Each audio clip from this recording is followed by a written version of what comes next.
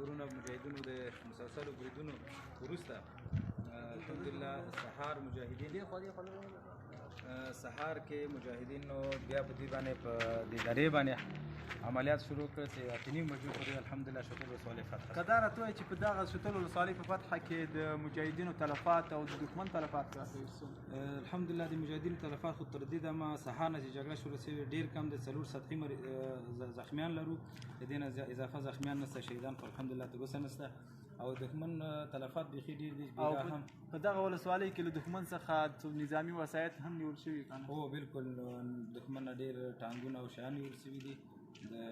همدا شانته وړاندې له دې نه چې اوس موږ اوس خط کوم ځای کې دی د مجاهدینو خط خو فی الحال عنابه ولسوالۍ هم فتحه ده د عنابې نه وړاندې د کومه مشهوره شفاخانه د فرانسویانو وه دې ځای کې مجاهدین قرار لري او نوره هغه کومه مهمه ځای د دوی رخه ده هغه طرف ته دی چې د مشرانو طرف نه اوس امر د وړاندې پرمختګ نشته او د جنګ د درېدو امر یې کړی دی مجاهدین هغه د هغه نه عنابې نه وړاندې په دغه ځای کې خطر د پروان ولایت د یو تن نظامي مسؤل مولوي صاحب هدایت الله بدر و چې د پنجشیر ولایت په شتل ولسوالۍ کې ولاړ او د دې په اړه معلومات